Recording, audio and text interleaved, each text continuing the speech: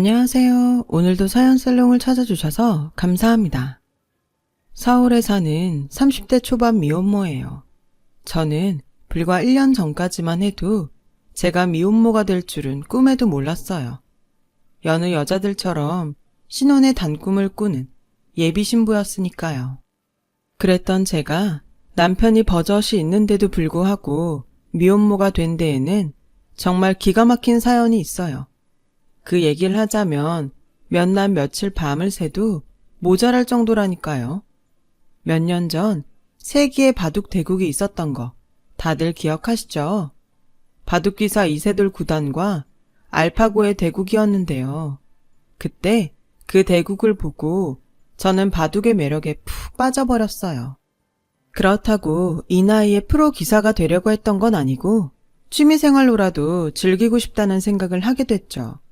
그래서 바둑을 배우러 집 근처 바둑학원을 찾아갔는데 글쎄 학원에 죄다 초등학생들 뿐이지 뭐예요.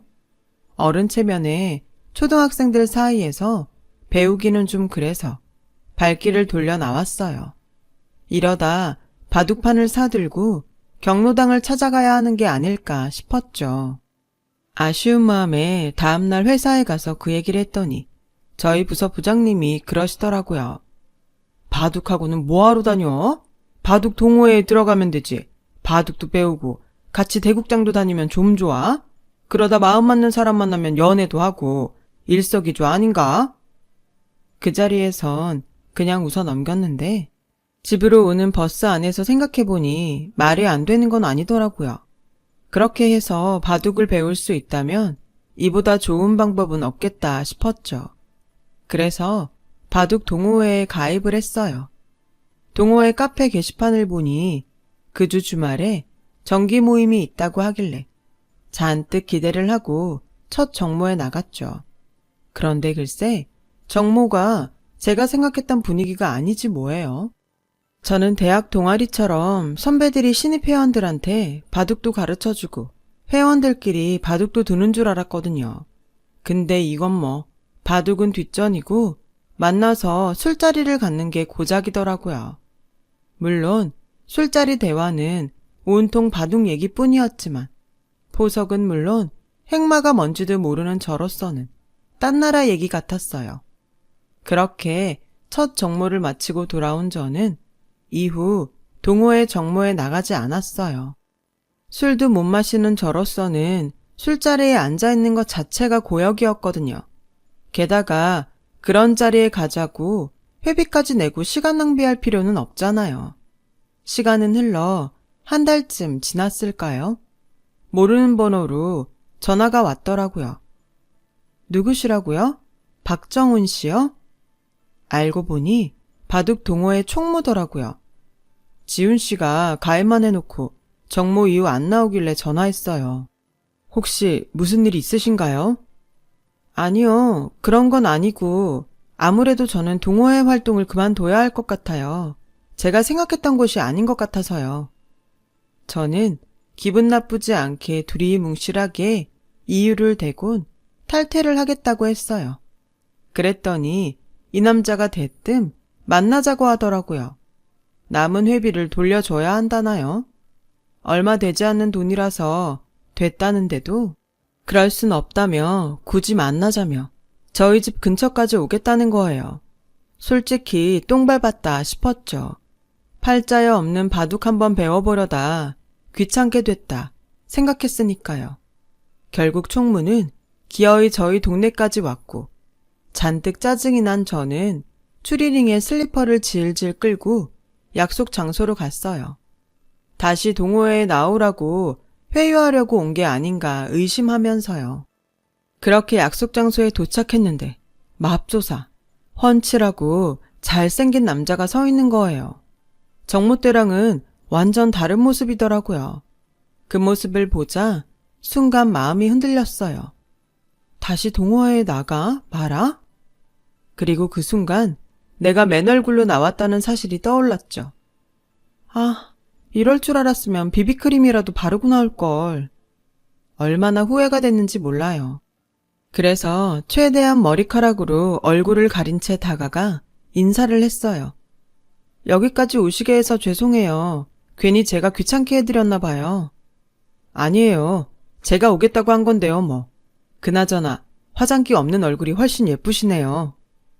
남자가 수줍게 웃으며 말했어요. 빈말이라도 예쁘단 소리를 들으니 기분이 좋긴 하더라고요. 그래서 그냥 돌려보내려던 마음을 바꿔 근처 카페로 들어갔어요. 카페에 앉아서 얘기를 나눠보니 총무도 동호회 분위기가 마음에 안 드는 모양이더라고요. 바둑 좋아하는 사람들과 만나 바둑도 두고 바둑 이야기도 나누려고 가입한 건데 어느 순간부터 술판으로 변했다고요. 그래서 제가 왜 그만두려고 하는지 대충 알 것 같다나요? 그때까지도 저는 속으로 동호회에 계속 나갈까 말까를 망설이고 있었어요. 그런데 그때였죠. 저 혹시 괜찮다면 제가 바둑을 좀 가르쳐 드릴까요? 기력은 얼마 안 되지만 기초적인 건 가르쳐 드릴 수 있을 것 같아요. 순간 전 이게 웬 떡이냐 했어요. 이런 훈남이 바둑을 가르쳐 준다는데 왜 안 그렇겠어요? 그래서 묻고 따질 것도 없이 바로 콜을 외쳤죠. 그럼 퇴근하고 매일 밤 8시까지 사이버 오땡으로 들어오세요. 제가 초대장 보낼게요. 그렇게 해서 저는 훈남 동호회 총무한테 바둑을 배우게 되었어요. 처음엔 돈 받고 하는 게 아니라서 대충 가르쳐주지 않을까 했는데 웬걸? 화전부터 포석, 행마, 사활까지 엄청 꼼꼼하게 가르쳐주더라고요. 채팅창으로 설명을 해주고 바둑판에 그때그때 실현을 해주는 방식이라 책으로 배우는 것보다 훨씬 진도도 빠르고 이해도 잘 되었어요.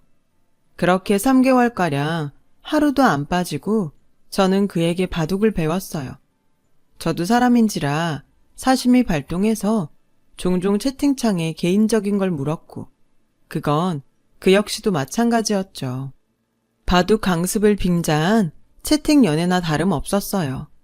아무튼 그러는 와중에도 제 기력은 꽤 많이 늘었고 그와 바둑을 둘 수 있는 수준까지 되었어요. 상대에 대한 마음은 그보다 더 커졌고요. 그러다가 고마워서 밥이라도 사겠다는 핑계로 만나볼까 하는 생각을 하게 됐죠. 그래서 작정하고 문자를 보내려는데 때마침 총무한테 문자가 왔더라고요. 주말에 시간 되면 종로에서 만나자고요. 그 문자를 받고 저는 침대 위에서 방방 뛰며 환호했어요. 그리곤 그러자고 단문을 보냈죠. 그렇게 우리는 종로에서 만나게 되었어요. 그날은 작정하고 잔뜩 꾸미고 나갔죠.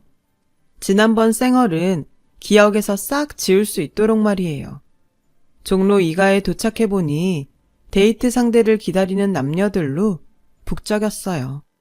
하지만 그 많은 사람들 사이에서도 그는 단박에 제 눈에 들어왔어요. 당연하죠. 단연 돋보이는 외모였거든요. 저는 속으로 이 남자가 내 남자라면 얼마나 좋을까 하는 생각을 하면서 다가갔어요. 그런 저를 보자 총무는 환하게 웃더군요. 그 미소가 정말 좋았어요. 총무는 저를 보자 대뜸 손을 잡더니 어디론가 데리고 갔어요. 도착한 곳은 허름한 건물 앞이었죠. 총무는 다짜고짜 제 손을 끌고는 건물 안으로 들어가는 거예요. 엘리베이터도 없는 건물을 힐을 신고 5층까지 걸어 올라가야 했죠. 숨이 턱까지 차올랐을 때 제 눈앞에 나타난 건 다름 아닌 기원이었어요. 그만큼 배웠으면 실전도 해봐야죠. 진 사람이 밥사기예요. 총무는 신이 나서 안으로 들어갔어요. 반면 저는 내가 도대체 무슨 상상을 한 거야? 싶더라고요. 이 남자 머리엔 오로지 바둑뿐이었는데 내가 김칫국을 마셨구나 싶었죠. 머리가 희끗희끗한 할아버지들 사이에 자리를 잡은 우리는 숨 고를 틈도 없이 젖바둑을 시작했어요. 하수를 상대로 설렁설렁 더 줄 법도 한데 이 남자는 좀처럼 그럴 생각이 없는 것 같더라고요. 인터넷 18급을 상대로 대마를 35개나 잡아가며 맹렬하게 공격을 하지 뭐예요. 그쯤 되니 저도 승부욕에 불타서 이를 악물고 전투바둑으로 응수했죠. 결과는 총무의 2집 반 승이었어요. 복귀를 하는 내내 내가 왜 이 돌을 여기에 뒀을까 후회를 하면서 패배를 곱씹다 보니 확 열이 받더라고요. 그런데도 이 남자는 뭐가 그리 좋은지 입이 아주 귀에 걸리겠더라고요. 그렇게 좋으세요? 6단이 고작 18급 상대로 이겨놓고? 저는 가자미 눈으로 툭 내뱉었어요. 그제야 제 기분을 눈치챈 총무는 사과를 하더라고요. 기분 나쁘셨다면 죄송해요. 저는 상대가 고수든 하수든 최선을 다해 바둑을 두는 게 예의라고 생각해요. 물론 상대 기분을 생각해서 대충 더 줄 수는 있어요. 하지만 그거야말로 상대를 무시하는 게 아닐까요? 그 말을 듣고 보니 이 남자 말이 맞는 것 같더라고요. 바둑을 두는 내내 남자는 잠시도 한눈을 팔지 않고 장구하는 저를 기다려주었고 대국이 재미없었을 텐데도 귀찮은 내색 하나 없이 진지하게 임했거든요. 저를 그만큼 대접해 주었던 거죠. 죄송해요. 전 그런 것도 모르고. 그의 진심을 알게 된 저는 기쁜 마음으로 밥을 사겠다고 했어요. 내기에 져서 밥을 사면서도 이렇게 기분이 좋은 건 처음이었죠. 밥을 먹고 자리를 옮겨 차를 마시는 내내 우리는 바둑 얘기를 했어요. 3개월 만에 만났는데도 매일 밤 넷에서 대화를 했던 탓인지 낯설지도 않고 그렇게 편할 수가 없더라고요. 그건 상대도 마찬가지인 것 같았어요. 그날 이후 우리는 종종 기원에 들러 바둑을 뒀어요. 바둑을 두는 걸 수담이라고 하잖아요. 서로 마주 앉아 말없이 손으로 대화를 나누는 행위요. 그래서일까요? 그이와 바둑을 두면서 말로 하는 것보다 더 많은 대화를 나눈 것 같다는 느낌을 받곤 했어요. 그렇게 우리는 점점 가까워졌죠. 1년 가까이 수담을 나누던 우리는 크리스마스 즈음에서 연인 관계로 발전했어요. 그제야 처음부터 저를 마음에 두고 있었고 회비는 핑계였다고 하더라고요. 그 정도면 제가 눈치챌 줄 알았는데 자기 마음을 몰라주길래 바둑을 가르쳐주겠다는 핑계로 어떻게든 만남을 이어갔던 거라고 말이죠. 생각해보면 제가 참 눈치가 없었어요. 남친의 때늦은 이실직고를 듣고서야 알게 됐으니 말이죠. 알았다면 진작 사귀었을 텐데 말이에요. 그리고 2해 뒤 여름, 저는 임신을 했어요. 아직 본격적으로 결혼 얘기가 나오기 전이라 임신 테스터에 빨간 2줄을 보곤 살짝 겁이 나긴 했지만 이 남자라면 책임감 없이 외면하진 않을 거란 생각이 들기도 했어요. 그리고 제 예상대로 임신 소식을 들은 그는 당장 양가 부모님을 찾아뵙고 결혼 허락을 받자고 하더라고요. 평소 실리 바둑을 선호하던 그는 결혼 전에 아이를 갖는 건 따지고 보면 시간을 절약하는 방법일지 모른다며 차라리 잘 됐다고 하더군요. 그 말에 저는 안심할 수 있었어요. 시부모님은 제 임신 소식에 처음엔 조금 놀라신 것 같았지만 이내 잘 됐다시며 제 몸부터 걱정해 주셨어요. 특히 어머님은 같은 여자라 그런가 제 입장에서 많이 생각해 주셨죠. 아무래도 결혼식은 출산 후에 하는 게 어떨까 하는데 네 생각은 어떠니? 한 번뿐인 결혼식인데 예쁘게 몸 만들어서 하는 게 좋지 않겠어? 아직은 임신 초기라 티도 안 나고 드레스를 입어도 괜찮을 것 같아요. 출산으로 미루면 너무 늦지 않을까요? 그건 그렇다만 임신 초기엔 조심을 하는 게 좋아. 결혼 준비하려면 스트레스도 많이 받을 텐데 너도 태아한테도 좋을 게 없지. 결혼식에 언제 하든 뭐가 문제겠니? 네 몸 건강한 게 우선이지. 그때는 그 말이 따뜻하게 들렸어요. 비록 내 부모님은 아니시지만 나를 친자식처럼 생각하시는 분이구나 생각했거든요. 능구렁이 같은 속내를 모른 채 말이죠. 친정 부모님께 어머님 뜻을 전했더니 맞는 말씀이라시며 식은 출산하고 천천히 하자는데 동의하셨어요. 그렇게 우리 부부는 결혼식을 미룬 채 남편이 살고 있던 전셋집에 저희 쪽에서 혼수를 채워서 바로 신접살림을 차리기로 했어요. 자기야, 식은 미룬다 쳐도 혼인신고는 먼저 해야 하지 않을까? 그래, 혼인신고서만 작성해줘. 보증인도 필요하니까 나머진 내가 알아서 할게. 당신은 신경 쓰지 마. 임신한 저를 대신해서 혼인신고와 의료보험은 남편이 처리하기로 했어요. 그래서 다음날 제가 신경 써야 할 부분만 채워서 남편한테 혼인신고서를 주었죠. 그렇게 결혼에 필요한 일들을 처리하고 우린 신혼생활을 시작했어요. 남들은 결혼 준비로 스트레스도 많이 받고 싸우기도 많이 싸운다는데 저희 부부는 그런 트러블 없이 정말 순조롭게 모든 일을 끝냈어요. 이제 남은 건 회사 일을 정리하고 태교에 힘쓰는 것뿐이었죠. 임신 5개월 차에 들어서자 몸도 예전과 다르고 입덧이 심해서 저는 계획보다 일찍 퇴사를 하게 됐어요. 제가 맡고 있던 업무가 사무실보다는 외부에서 진행하는 일이 많아서 몸에 무리가 많이 갔거든요. 대학 졸업 후 처음 들어갔던 제 첫 직장이었기에 퇴사하는 날 눈물이 많이 났어요. 다닐 땐 그렇게 지긋지긋하던 이곳을 영영 떠난다니 마음이 허전하더라고요.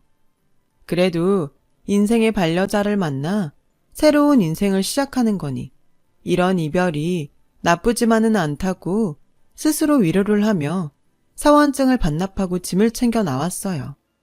퇴사 후에는 집안 살림과 태교에 힘쓰며 사회생활을 시작한 이후 가장 여유로운 시간을 보낼 수 있었어요. 그렇게 시간은 흘러 드디어 출산이 코앞에 닥쳤어요. 저는 언제 진통이 올지 몰라서 미리 목욕을 해두고 짐가방도 싸두었죠. 그리고 드디어 그날이 되었어요. 아침에 남편 출근 준비를 돕고 있는데 이슬이 비치더라고요. 그래서 그 길로 남편 차를 타고 평소 다니던 산부인과로 향했어요. 병원에 도착해서 친정엄마한테도 연락을 드렸고요. 혹시라도 진통이 길어지면 어쩌나 내심 걱정을 했는데 생각보다 진통이 빨리 와서 친정 부모님이 병원에 도착도 하시기 전에 출산을 했지 뭐예요. 비록 진통 시간은 짧았지만 통증은 정말 장난이 아니더라고요. 난생 처음 경험하는 엄청난 통증에 하마터면 정신을 잃을 뻔했거든요. 아이를 낳는 게 이렇게 힘든 일인 줄 알았다면 엄마한테 좀 더 잘하는 건데 후회가 되더라고요. 출산 후 부모님 얼굴을 보는데 어찌나 눈물이 흐르던지 특히 엄마한테 죄송한 마음에 엉엉 울었다니까요. 이래서 여자는 애를 낳아야 진짜 어른이 된다고 하는구나 싶었죠. 시부모님은 오후 늦게 병원에 오셨어요. 아버님, 어머님은 그동안 수고했다시며 제 손을 잡아주시더라고요. 아가, 산후조리는 어떻게 할 거니? 친정 어머님이 해주신다든? 아니요, 그냥 조리원 들어가려고요. 엄마도 힘드신데 그게 나을 것 같아서요. 게다가 요즘 조리원에선 수유교육이랑 산모 몸매 관리도 해주거든요. 그 순간 시어머니 표정이 확 바뀌었어요. 뭐? 아니, 애 젖 먹이는 게 뭐라고 그 돈을 들여 조리원에서 배워? 그리고 살이야 때 되면 다 빠질 텐데 몸매 관리는 또 뭐고? 얘, 돈 그렇게 막 쓰는 거 아니다? 조금 전까지 세상 둘도 없이 살갑던 시어머니는 싸늘한 표정으로 정색하시며 제가 헛돈을 쓰는 것처럼 나무라셨어요. 그런 모습은 처음이라 당황스럽고 많이 서운하더라고요. 아무래도 내가 사부인이랑 얘기를 좀 해야지. 안 되겠다. 요즘 애들은 정말이지 돈 무서운 줄 몰라서 탈이라니까. 결국 그날 시어머니는 제 친정 엄마한테 전화를 걸어 반강제로 산후조리를 떠넘겼고 저는 엄마 도움을 받아 집에서 산후조리를 하게 되었어요. 저 때문에 잠도 설치시며 미역국 끓이고 손주까지 돌보시는 엄마를 보니 가슴이 아파서 밥이 안 넘어가더라고요. 그래서 일찍 자리를 털고 일어났어요. 몸 편하게 마음고생보다는 차라리 몸고생을 하는 게 낫겠다 싶었거든요. 그런데 얼마 뒤 생각지도 못한 일이 벌어지고 만 거예요. 아이 출생신고는 엄마가 해야 한대서 남편이 회사 간 사이 아이 출생신고를 하러 구청을 찾아갔는데 황당한 상황에 놓이게 된 거죠. 네? 제가 아직 미혼이라고요? 글쎄, 혼인신고가 안 돼 있더라고요. 그래서 바로 남편한테 전화를 걸었어요. 자기야, 우리 혼인신고 안 했어? 출생신고하려고 구청에 갔더니 내가 미혼으로 나오더라고. 도대체 이게 어떻게 된 거야? 남편은 당황하더니 지금은 업무로 바쁘니까 이따 집에 가서 설명해 주겠다며 전화를 끊었어요. 저는 남편이 퇴근하기를 기다리는 내내 온갖 상상을 다 했어요. 혹시 남편한테 여자가 있는 건가? 처음부터 유부남인데 날 속인 건가? 생각은 꼬리에 꼬리를 물고 늘어났고 그러면 그럴수록 의심스러웠어요. 그도 그럴 것이 남편이 저한테는 분명히 혼인신고를 했다고 했었거든요. 그렇게 저는 남편의 퇴근을 눈이 빠지게 기다렸어요. 하지만 남편은 퇴근 시간이 한참 지났는데도 돌아오지 않았어요. 전화도 안 받고 말이죠. 그리곤 새벽 2시가 다 돼서야 술이 떡이 돼서 돌아왔더라고요.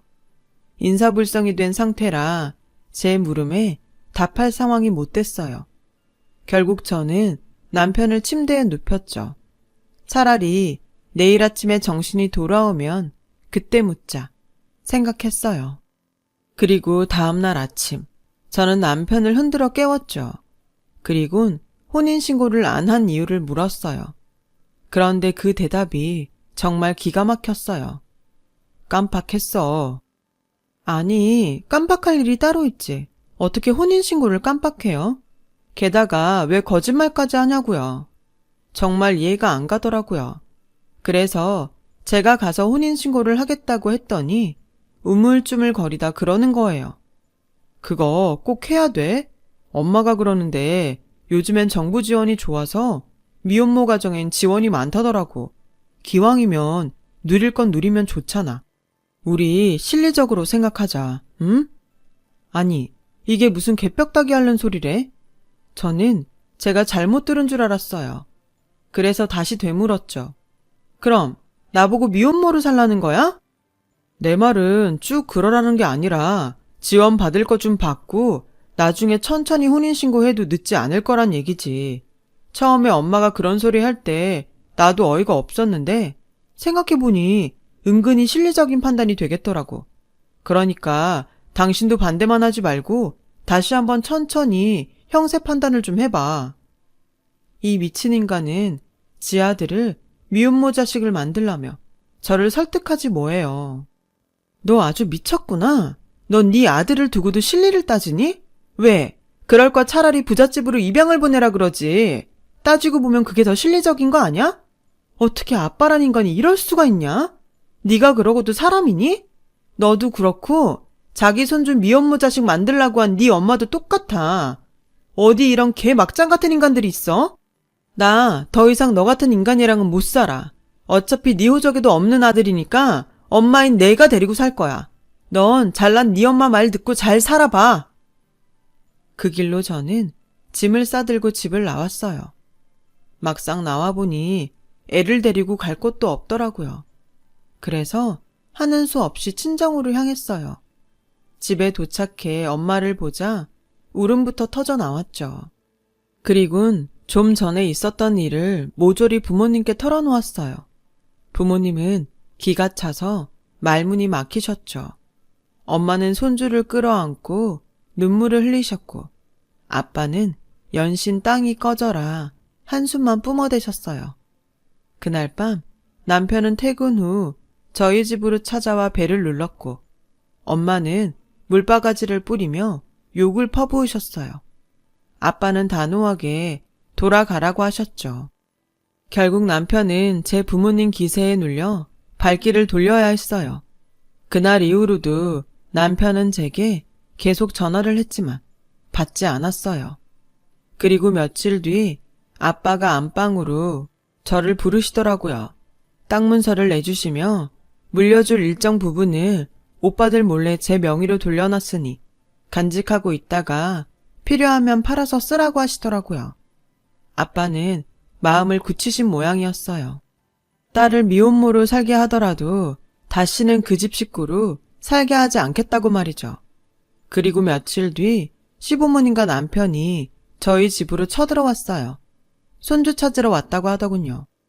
어머니 내 아들 자식인데 누구 맘대로 애를 데리고 갑니까? 싫다고 집 나간 며느리는 필요 없습니다. 내 손주만 내놓으세요. 여자가 혼자서 무슨 애를 키운다고? 직장이 있습니까? 막말로 돈이 있어? 돈도 없는 게 어줍잖게 모성애 펼칠 생각 말고 실리를 따져봐. 대책은 있니?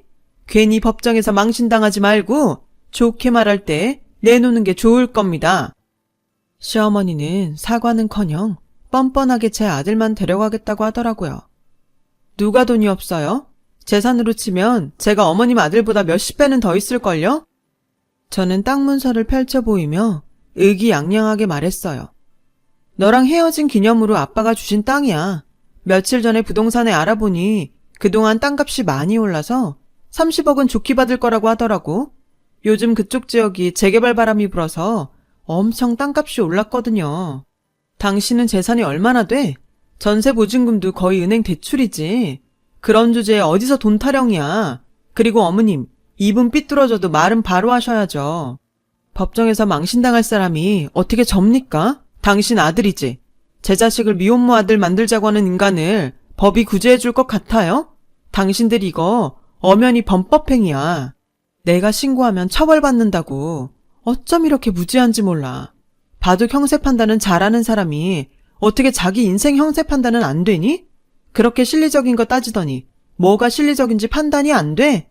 지금 당신들은 납작 엎드려 싹싹 빌고 쥐 죽은 듯이 조용히 사는 게 상책이야. 어딜 와서 까불어 까불긴. 어차피 안 살기로 작정한 김에 참았던 말을 다 쏟아냈어요.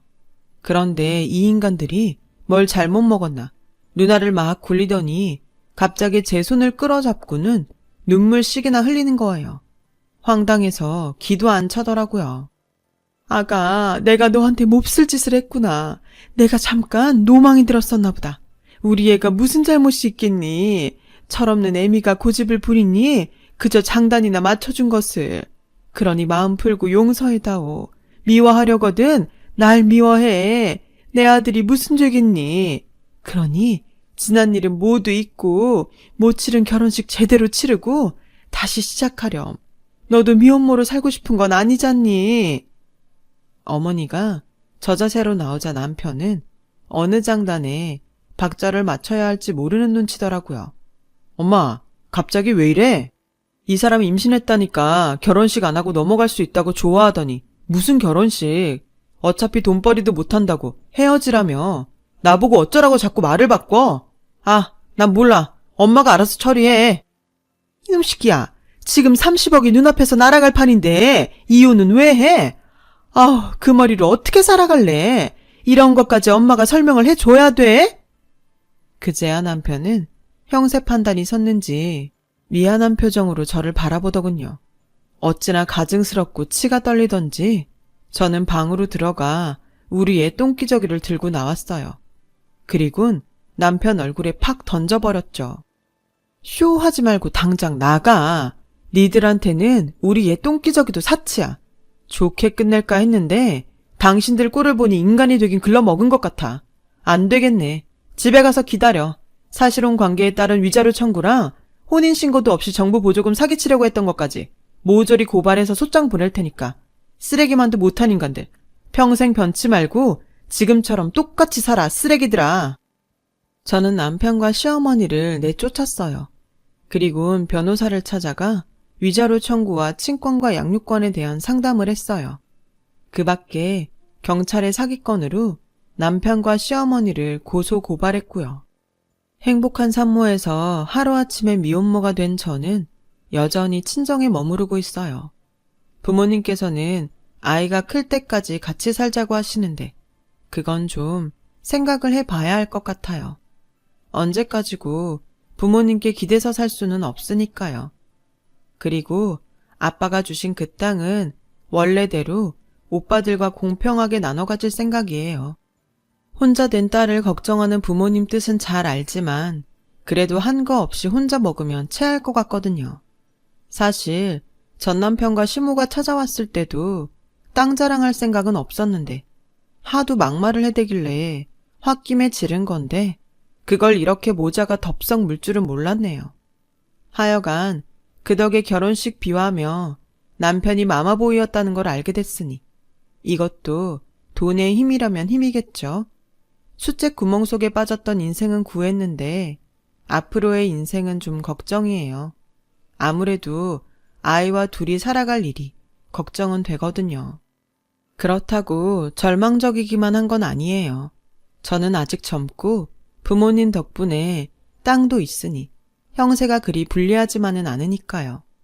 그래서 애 낳을 때 그랬던 것처럼 마음 독하게 먹고 다시 시작해보려고 해요. 세상에서 가장 강한 건 역시 엄마니까요. 힘내서 또 살아보겠습니다. 여러분도 저도 모두 화이팅입니다. 여러분, 사연 댓글에 응원과 현명한 조언 부탁드려요. 좋아요와 구독은 저에게 큰 힘이 됩니다. 오늘도 좋은 일 가득하세요.